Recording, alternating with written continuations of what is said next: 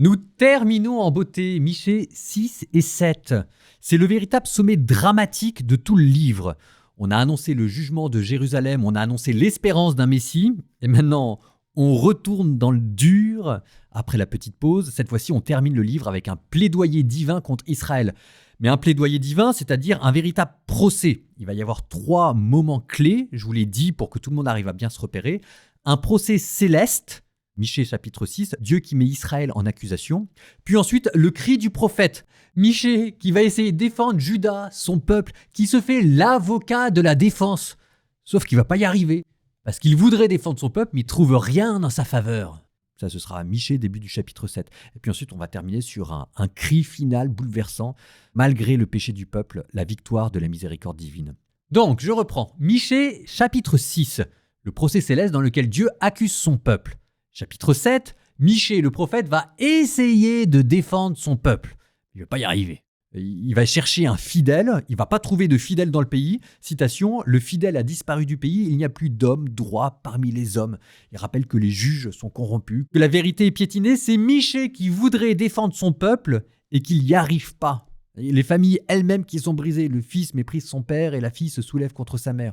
C'est comme si vous aviez tout le tissu social d'Israël qui s'effondrait sous les yeux de Michée, et Michée ne sait plus quoi dire pour défendre son peuple. Le mal est trop profond. Une scène de tribunal, vous imaginez, vous êtes devant le juge. Décor grandiose, c'est Dieu qui convoque les montagnes et la terre entière comme témoins. Écoutez donc ce que dit le Seigneur, lève-toi et plaide devant les montagnes et que les collines entendent ta voix. Moment solennel, majestueux, où la création elle-même est spectatrice du procès de Dieu contre son peuple. Vous savez, nous on imagine, et on a raison d'ailleurs, qu'on parle avec Dieu dans notre prière, dans notre chambre, mais c'est entre guillemets un petit cœur à cœur, on lui confie nos petits péchés, il lui répond dans la solitude de notre pièce. Imaginez que la place de cette fois-ci, c'est Dieu qui est en procès contre vous et qui convoque la terre entière.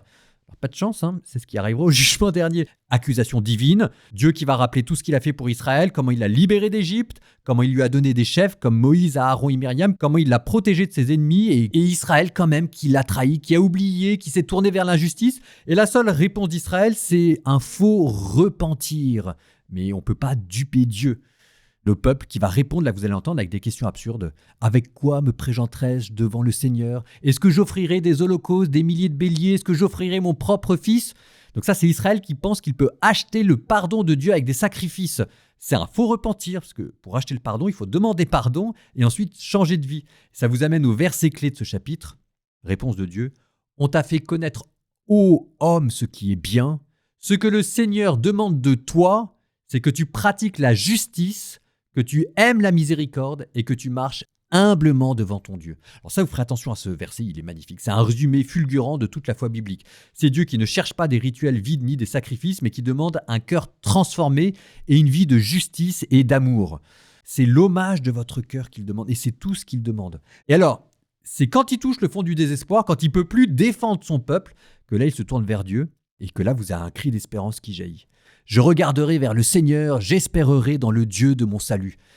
Parce que quand tout semble perdu, il ne nous reste plus qu'une seule chose, ça on le connaît tous, c'est s'accrocher à Dieu.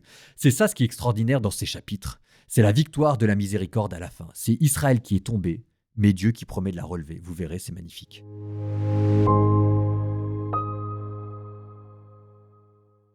Écoutez donc ce que dit le Seigneur. Lève-toi. Engage un procès avec les montagnes et que les collines entendent ta voix. Montagnes, écoutez les procès du Seigneur, vous aussi fondements inébranlables de la terre, car le Seigneur est en procès avec son peuple. Il plaide contre Israël. Mon peuple, que t'ai-je fait ? En quoi t'ai-je fatigué ? Réponds-moi. Est-ce parce que je t'ai fait monter du pays d'Égypte ? Que je t'ai racheté de la maison d'esclavage et que je t'ai donné comme guide Moïse, Aaron et Myriam ? Ô mon peuple, souviens-toi, je te prie, du projet de Balak, roi de Moab, et de ce que lui répondit Balaam, fils de Béor. Souviens-toi du passage de Chittim jusqu'à Gilgal, pour que tu reconnaisses les justes actions du Seigneur. Comment dois-je me présenter devant le Seigneur ? Demande le peuple. Comment m'incliner devant le Très-Haut ? Dois-je me présenter avec de jeunes taureaux pour les offrir en holocauste ? Prendra-t-il plaisir à recevoir des milliers de béliers, à voir des flots d'huile répandus sur l'autel ? Donnerai-je mon fils aîné pour prix de ma révolte, le fruit de mes entrailles pour mon propre péché ?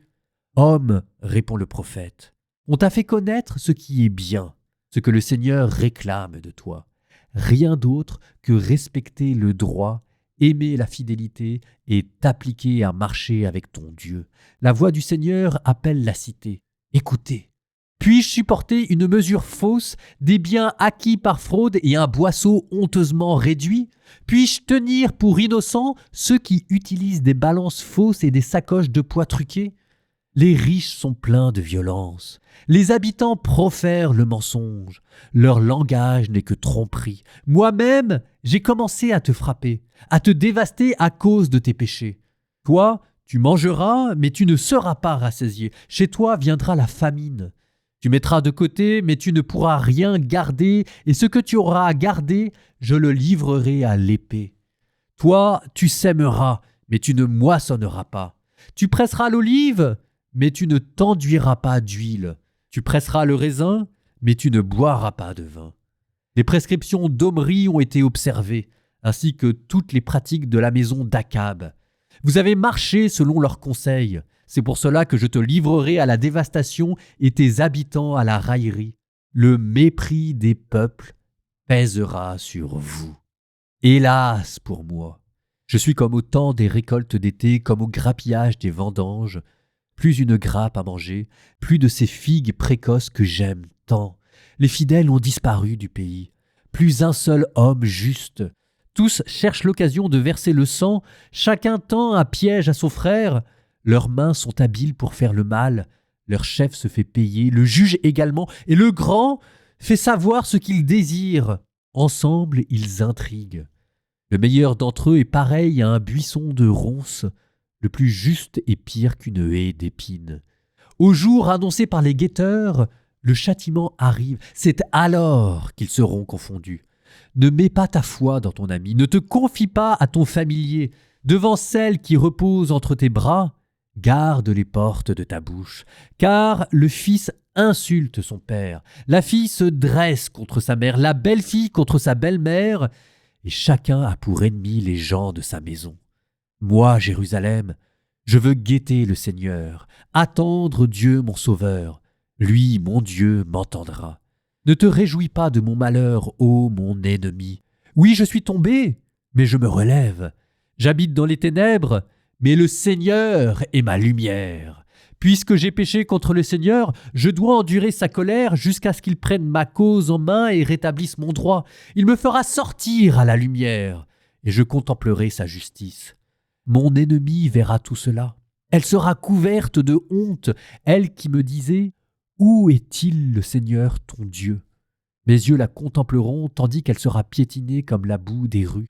Au jour où l'on rebâtira ton enclos, ce jour-là on repoussera tes frontières. Ce jour-là on viendra jusqu'à toi depuis Assour jusqu'à l'Égypte, depuis l'Égypte jusqu'au fleuve, et de la mer à la mer, de la montagne à la montagne. Le reste de la terre deviendra un lieu désolé à cause de ses habitants, tel sera le fruit de leur conduite. Seigneur, avec ta houlette, sois le pasteur de ton peuple, du troupeau qui t'appartient, qui demeure isolé dans le maquis entouré de vergers, qu'il retrouve son pâturage à Bashan et Galaad, comme au jour d'autrefois. Comme au jour où tu sortis d'Égypte, tu lui feras voir des merveilles. Les nations verront, et elles seront confondues en dépit de toute leur puissance. Elles mettront la main sur leur bouche, leurs oreilles deviendront sourdes. Elles lécheront la poussière comme le serpent, comme les bêtes qui rampent sur la terre. Elles trembleront en sortant de leur forteresse. Elles viendront vers le Seigneur, notre Dieu. Elles seront terrifiées. Elles auront peur de toi. Qui est Dieu comme toi pour enlever le crime, pour passer sur la révolte comme tu le fais à l'égard du reste de ton héritage, un Dieu qui ne s'obstine pas pour toujours dans sa colère, mais se plaît à manifester sa faveur. De nouveau, tu nous montreras ta miséricorde, tu fouleras aux pieds nos crimes, tu jetteras au fond de la mer tous nos péchés. Ainsi tu accordes à Jacob ta fidélité, à Abraham ta faveur, comme tu l'as juré à nos pères depuis les jours d'autrefois.